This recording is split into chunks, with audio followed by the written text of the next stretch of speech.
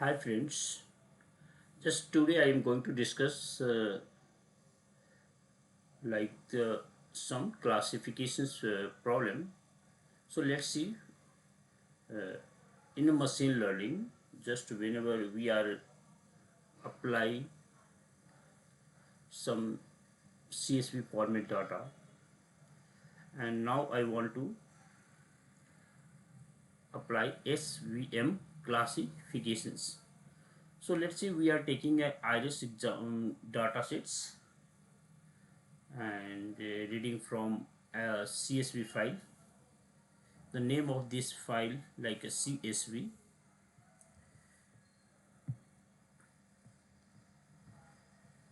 but before that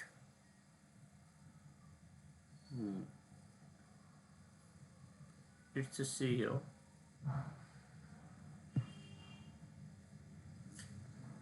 1 minute, wait.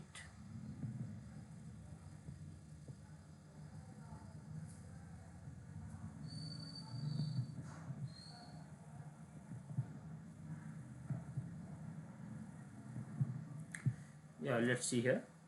Just we write from sklearn, we need to import some library. So from sklearn import SVM datasets, and then we can create a one variable like a iris will equal to datasets dot load underscore iris parenthesis, and we want to take the first two features like a sepal length and sepal width. So it's a we can create like a x will equal to iris as a variable dot data, and create a list like a slice and comma slice 2, because we want to take first two features.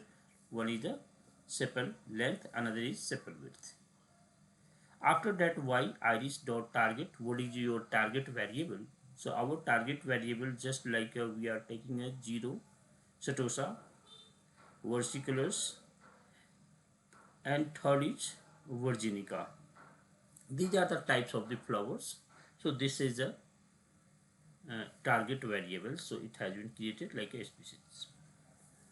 Now print a y, so we can see that this is a 0 1 and 2 has been created, and I am going to the create the another variable clf will equal to svm and dot svc. So this is the svm classification, and it's a because this is like a sv is. So let's see here, and we are going to print here like this.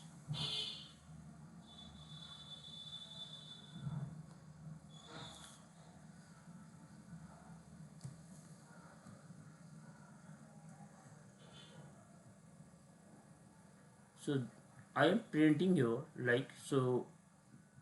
We can see like SVM classifications. So data read by, you can also convert into the data. We can convert to the like a read by a pandas,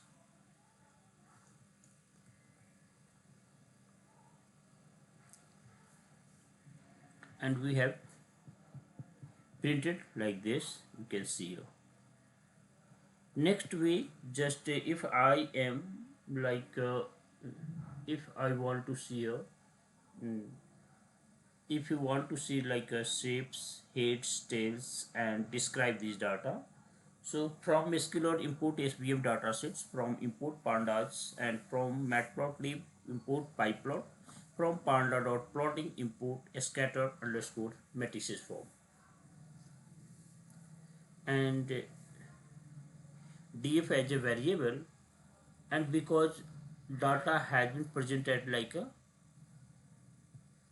at this platform, so direct we are uh, collecting a data from like this, and I want to see here all these value once. So we want to see here like this. So let's see here. This is the output. So first we can save like 150 rows and 5 column. So let's see the what is the 5 column. Sepal length, sepal width, petal length, petal width, and species. So let's see, your data is look like this, and previous just you are looking like a two variables, sepal length or and sepal length and sepal width. So let's see here, sepal length and sepal width. First we are taking the only two columns.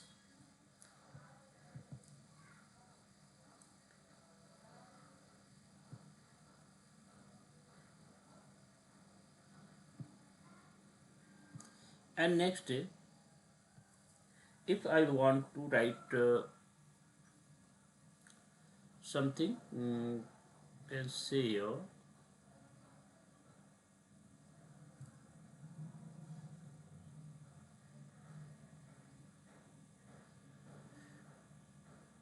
if I want to read this function data like a pd dot read underscore csv, functions stored in the variables is called df, and we df dot head means it shows the first 5 rows. If you want to see the 10, so you can place here the 10, and after that we want to the describe, so we can see summary of the data. Now df dot is na, df dot is null, is na and is null parenthesis means is the functions that shows not a number, none, or missing number, how many missing numbers in this. And df dot is na dot sum, it shows the number of none or missing number in each column, in each column.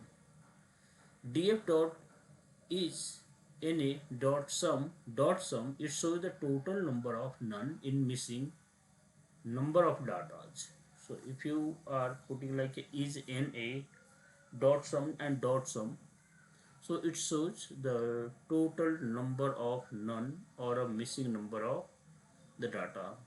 Df dot drop ana means remove the nan, and df dot like a drop ana df dot group by species dot series means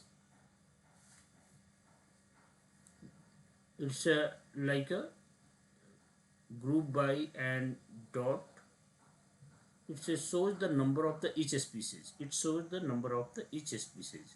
And df dot hist means we are plotting, we are going to plot the histogram of the data, and scatter underscore matrices means plot the scatter matrices of the data, and pie plot dot show this plots. So let's see, just I have already described each and everything, and now I am going to create here, look here, it shall look like this. It's a scatter plots species, it has another and look like this. It's a petal and petal lengths, petal length is sepal length, sepal width, petal length, petal width.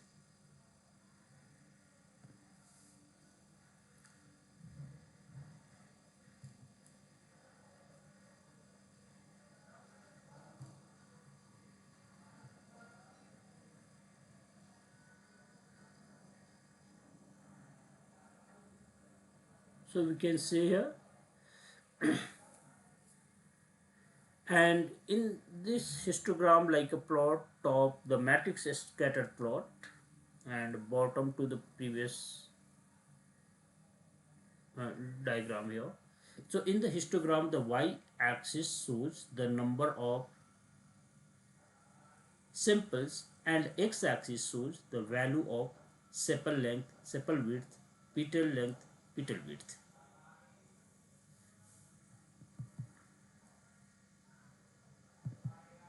This is so here, yeah, look here.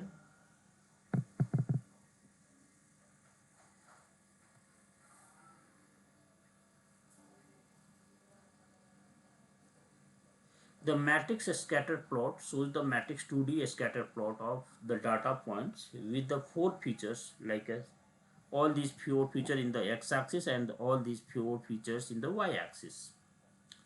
So these four features like a sepal length, sepal width, petal length, petal width. So against each other. This is a useful as it gives an overview of all the data points in terms of all the features so that you can easily see which two features can separate the data better.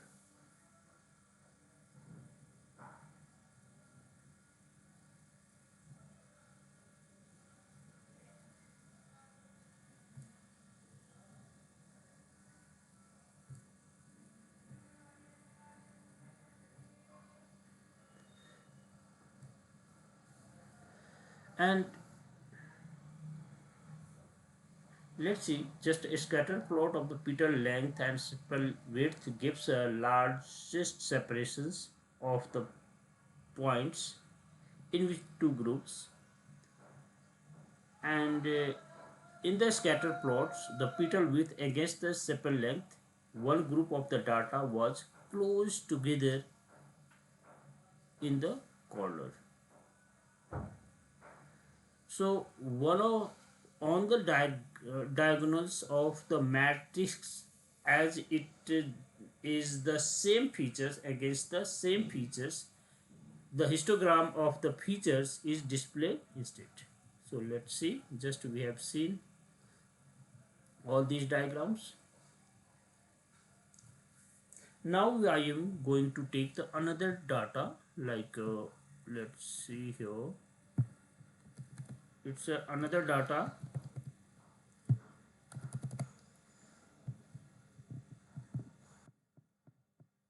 Yeah, it's another data breast cancer data from SQL datasets input like as it is underscore breast cancer. Cancer will equal to load of breast cancers and print a cancer like a feature names and print a cancer like a data and print cancer dot target underscore names. So let's see just there are the something like a output features name the breast data cancer. So each features here is a type of measurements, so such as like a radius, mean textures, mean parameters, okay, mean area. So it's a, these are the features name. So we can see here. So let's see, and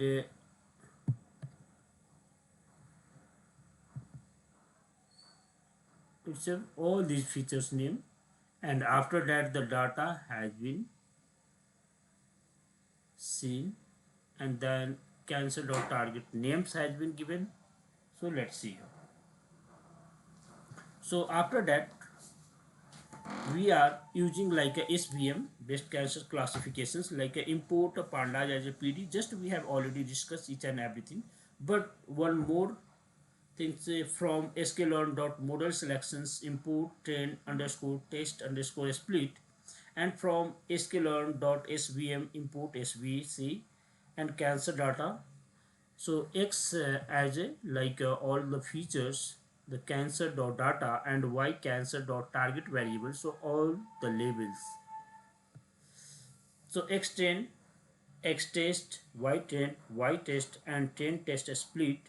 We can see XY, X comma Y test size like a 20%. I am getting a data from a test site, and random state 20 means your data hasn't been changed if you are running twice, thrice, four times. So because otherwise randomly it will be changed. So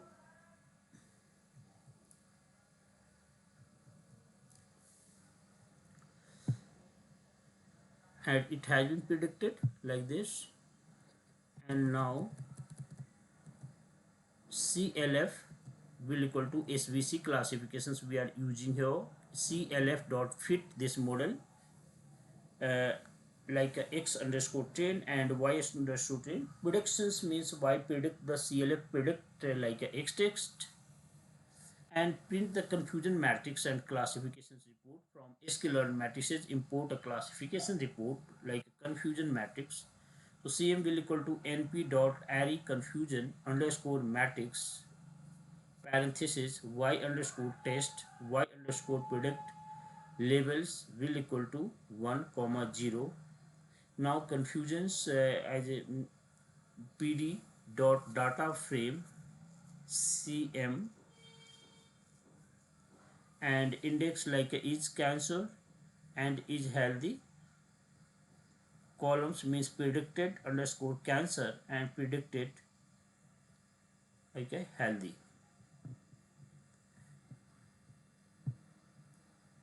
and print a confusion matrix. So print classifications underscore report. So y underscore test y underscore predict, and just we will see here like in the row we can see the is cancer and is a healthy and predicted cancer and predict a healthy like a 66, and precision recall F1 and support. So each and everything has been printed like a 0 and 1, and accuracy macro average weightage average. So we will see here. So let's see the output of the output of confusion matrix. The confusion matrix is a simple way to show the performance of classification. So the results show that there are it's a 66 cancer tissues that have been correctly predicted as cancer, or malignant, and 40 healthy tissues have been correctly predicted as a healthy.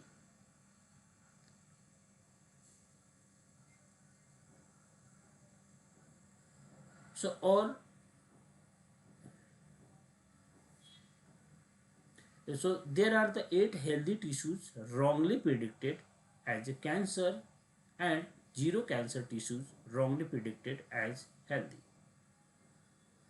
So it's a this cell we have clear, but after that we will see the output of the classification report from which can see the SVM classifications like this. It's this. Okay, so classifications has an accuracy of the 90. It's a we can see here. It's a 93%. Yeah, it's a 93%. So it's a not a bad we can say. And similarly, if you want to get a more knowledge, so let's go and read so many books here. Another I am going to like a naive Bayes is the another popular super learning algorithms which applied a Bayes theorem with the naive assumptions of the probability of feature for a given data sets. So naive assumptions means every feature is independent of the others.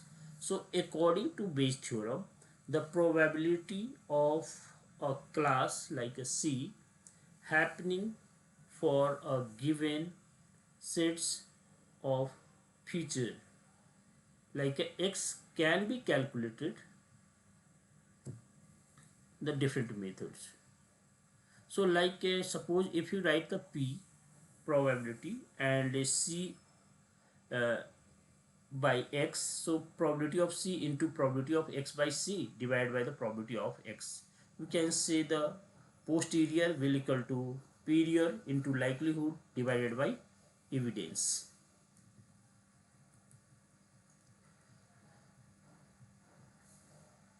So let's see here. It's oh shit.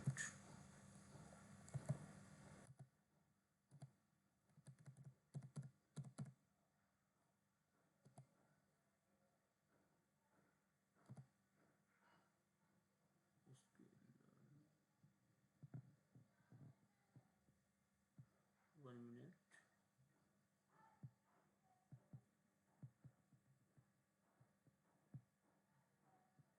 Yeah, it's a name. So from the sklearn datasets, import load IDs we have already loaded, and from the sklearn dot model selections, import train test split we have done already, and from sklearn dot naive underscore base import Gaussian's naive Bayes theorem NB, and x and y loaded the IDs return underscore x underscore y will equal to 2 print x and clf Gaussians NB clf dot fit this data and p will equal to we have predicted like this one. So train on naive based classifications, so you just need to the calculate all the probability like a PC of all the classes type of flowers for a given features like a sepal petal length or width, and evidence like a px for a given data set like a PC and px are constant. Hence, they are saved for a future uses, and given a sample x, the likelihood p x divided by c will be calculated, and posterior like a p c by x can be calculated. So, example of the naive-based classifications for arrays. In this case, x and y load the arrays, return underscore x underscore y will equal to true to load the arrays data and return the data as a x y, where x include all four features of the data. It then ran the naive based classifiers model and makes a prediction for a given sample with a sepal length and width and a petal length and width. Then I see the output here, like we can see the large amount of the data, so we can save the train models, fit and load model, the fit and letters, the saving this model like a serializations. So we can see the printout like this. So let's see, it's very easy.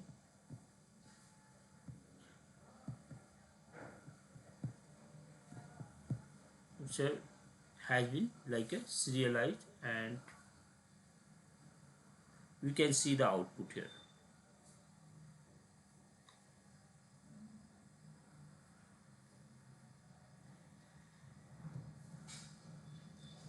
And one more thing, like for the large amount of the data, you can save the trained model and file or and load the models from the file. Later, the saving this model file is called the serializations. Another, once the model has been saved, you can then load the model into memory with a single line of code.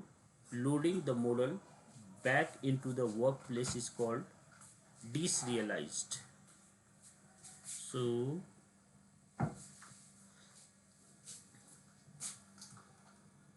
let's see here. Now after that I am going to the like a linear discriminant analysis like a LDA. So linear discriminant analysis is the one of the most commonly used uh, dimensions reductions techniques in a machine learning. The goal is to project of a data into uh, a lower dimensions space to separate them better into a different class into the reduced computational cost. So LDA works. So for a given sets like a data like a three class measures in the two features x1 and x2 all mingled together, it is the difficult to the separate them. So if LDA will try to find the new axis and this is lines and like a project of the data is the new axis LDA1 LDA2, so it will adjust the axis according to the mean and variance each group of data to the best separate the data into a different class. After LDA, you can plot the data according to new axis LDA1, LDA2, which can improve the separations as this.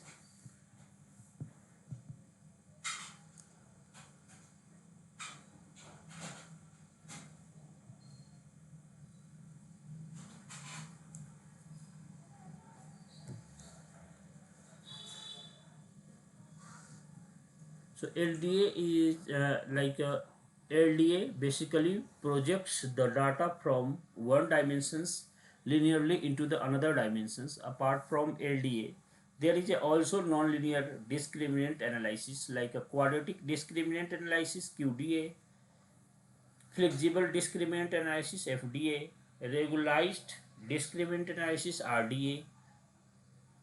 For more detail about like a LDA, QDA in a scikit-learn library, here is an interesting, so you can see like a LDA classifications example, like a use a make underscore classifications to generate the simulated data sets X and Y with the like suppose we have a 1000 samples, 1000 samples and 4 features. It's a 4 feature. Then train the LDA classifiers model and make up predictions to given samples like a 4 value.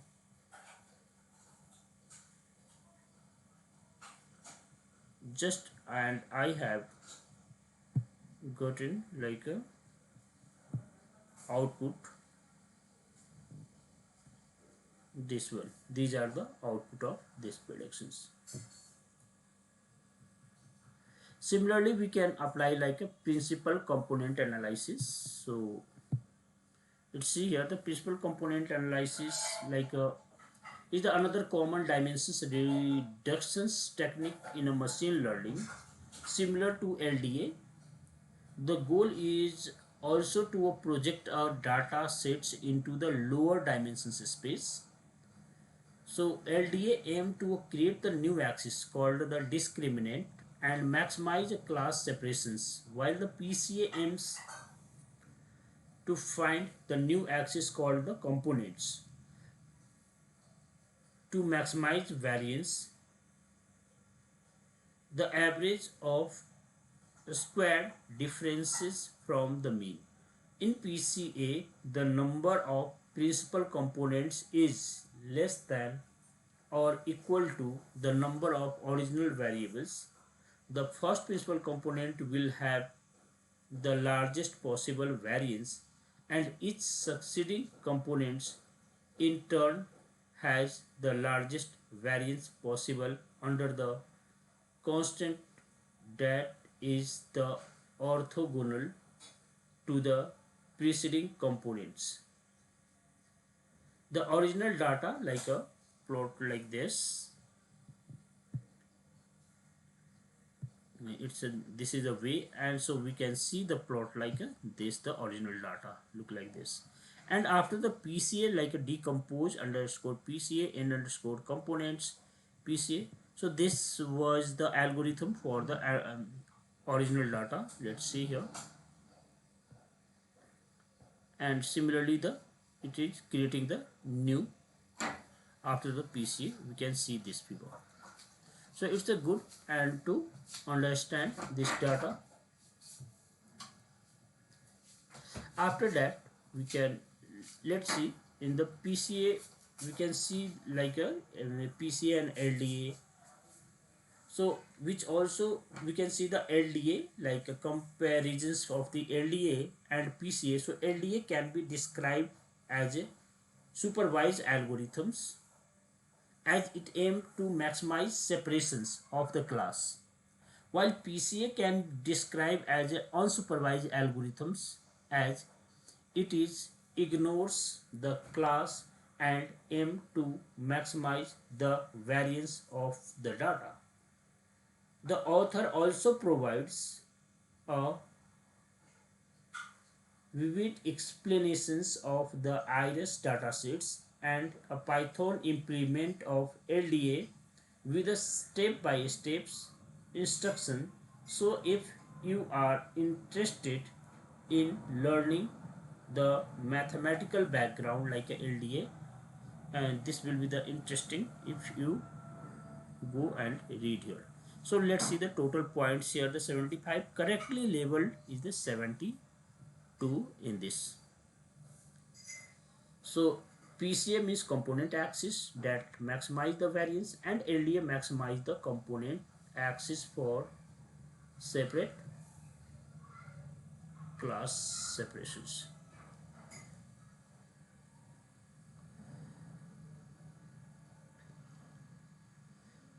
So like in this example, use the make the classifications to the generate the simulated data sets as X and Y with the 1000 samples and 4 features. Then train the PCA model and display the PCA results we have already seen here. Now after that, like a PCA examples for the iris data set. In this example, we have loaded X and Y arrays, plot the original X data, train PCA models and transform the X into the PCA domains. So it finally displays the transform X in a PCA domain using first two PCA components, PCA1 and PCA2. And you can see, you can clearly see the differences of original datasets and PCA transformed datasets.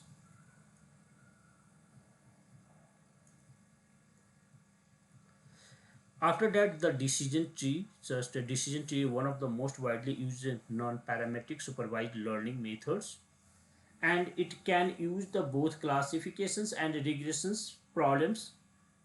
I said you rule can be derived from decision tree like an upside downside tree. Decision tree can be made based on the derived rules decision.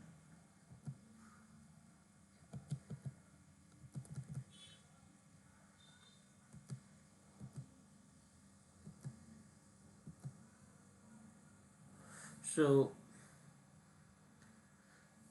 decision can be made and based on the derived the rules and decision tree. A note is query variables and the age is value of query variable. A decision process starts from the tree roots and goes down to branch and leaf. So hence just each branch represent like a if then rule.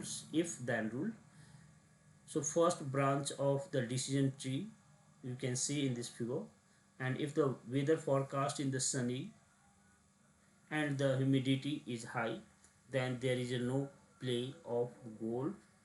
The deeper the tree is, the more complex the rule and model. So the goal of decision tree training algorithm is to create a decision tree based on data sets and finally produce a sets of rule for a predictions given a sample.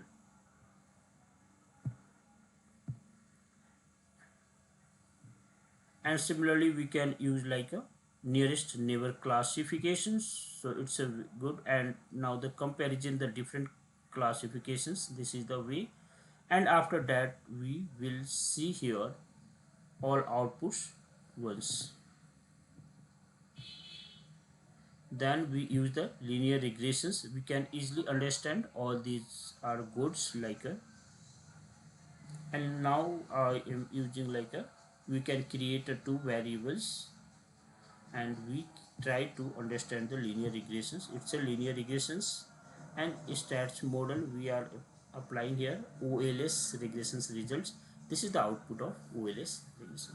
So these are the basics and I try to understand. I hope it will be helpful for. Thank you.